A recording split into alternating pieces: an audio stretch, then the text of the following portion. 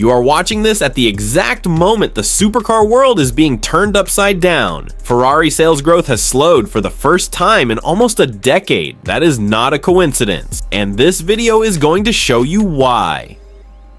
And hold on, it's not a surprise for a brand that sues a customer for selling his Ferrari or flipping limited edition models shortly after purchase. The only brand that attacks and threatens legal action if their own customers heavily modify a Ferrari and publicly showcasing. Also, the only car brand sue you for using your Ferrari in ads, music videos, or commercial content without a license. But now it's all backfiring in several ways they didn't see coming. After nearly 10 years of growth, Ferrari finally saw a decline in several markets in 2025, and it's getting even worse in 2026. Key data shows Ferrari registrations across major markets fell 3.4% in 2025 and more in 2026.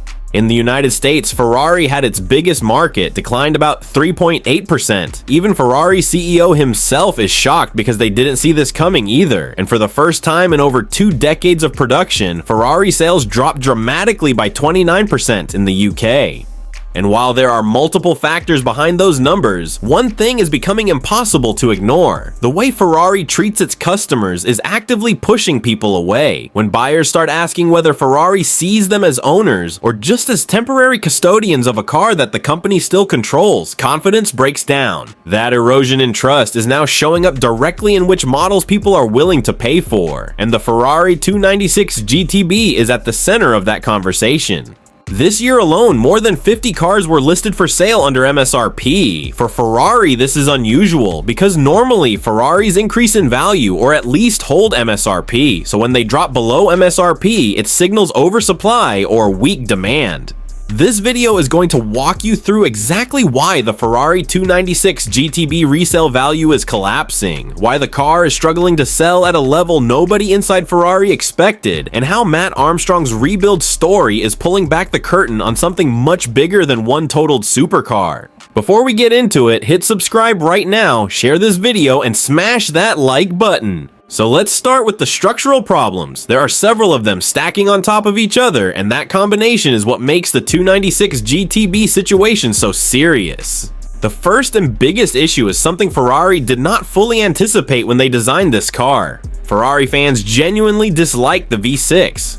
The 296 GTB is Ferrari's first V6 hybrid supercar. It produces 819 horsepower, which on paper is an incredible number, but a huge portion of traditional Ferrari buyers hate the concept. These are people who grew up associating the Ferrari name with V8 screams and V12 symphonies. Pure combustion, pure mechanical drama coming through the firewall and into your chest. The hybrid system adds horsepower, but it removes something emotional that many buyers are not willing to trade away. The brand's core audience is split right down the middle over this car, and that division is showing up in the resale numbers. The second structural problem is that Ferrari increased production too much. Ferrari built significantly more cars than in previous years. Some analysts watching the European and Chinese markets believe that production growth created real inventory pressure in regions where demand was already softening. When more cars are available, the scarcity that protects Ferrari resale value starts to weaken. And for a brand whose entire financial identity is built on exclusivity, that is a dangerous place to be. Then there is the broader hybrid controversy that runs underneath all of this.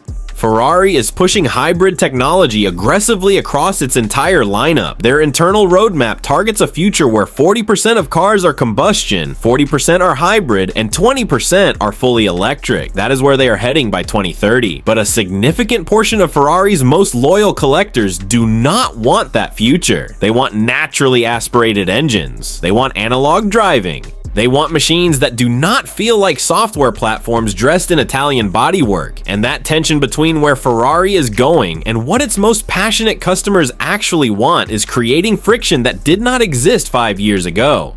Those three problems alone would be enough to explain softening demand, but the 296 GTB carries additional criticism on top of all of that. Buyers and media have raised concerns about hybrid system complexity and what long-term ownership actually looks like when something goes wrong. There are questions around reliability that younger technology always brings. There are concerns about whether independent workshops can service these cars or whether every repair funnel leads back to Ferrari's dealer network. And there is constant commentary commentary about the sound, or the lack of it compared to what people expect when they spend this much money on a Ferrari.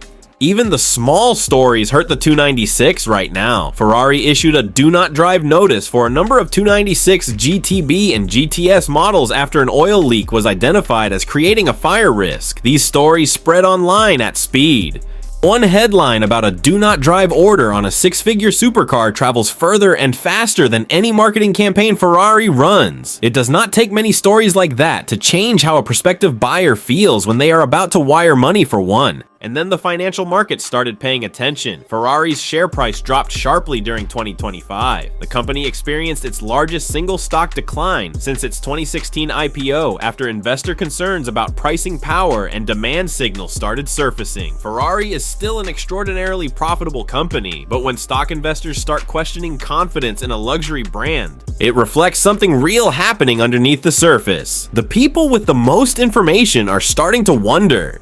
And underneath all of that sits the deepest problem: Ferrari's strategy shift. The Purosangue SUV is now one of Ferrari's strongest sales drivers. Hybrids are taking over the lineup, and EV is on the roadmap. For purists, this does not feel like evolution. It feels like abandonment. And when customers feel abandoned by a brand they were loyal to, they stop protecting its resale values. They start looking for alternatives, and that is exactly what some data is beginning to suggest is happening. Now here's where everything connects, because all of that background is what makes what Matt Armstrong did so significant.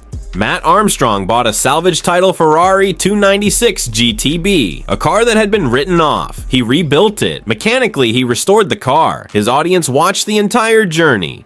And then Ferrari's software systems became the wall he could not get past on his own.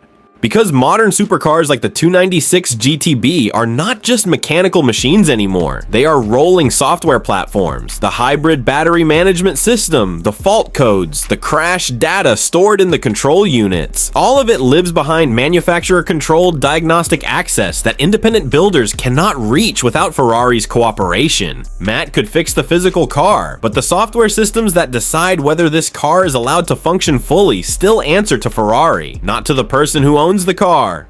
And that is the question sitting at the center of all of this. When you spend $200,000 on a Ferrari, what exactly do you own? You have the title, but embedded inside that car is a layer of software architecture that the manufacturer controls. Matt Armstrong's situation is not a technical edge case. It is a preview of what modern supercar ownership actually looks like in conditions the brochure never mentions. This is the right to repair debate arriving at the highest level of the automotive world. And Ferrari, with its history of suing customers over resale restrictions and modification clauses, is one of the worst possible brands to be at the center of this conversation. So here is the question this whole situation forces you to answer. Is Ferrari protecting its brand by controlling software access? Or is what happened to Matt Armstrong proof that modern car ownership comes with hidden conditions most buyers would never agree to if they fully understood them? Because if you restore a car with your own money and your own labor, and the manufacturer still holds a software key that determines whether your car truly runs, then what does ownership actually mean anymore? Drop your answer in the comments right now, and if you are not subscribed yet, do it now, because this story is not finished. When something breaks on this, you need to already be here to see it.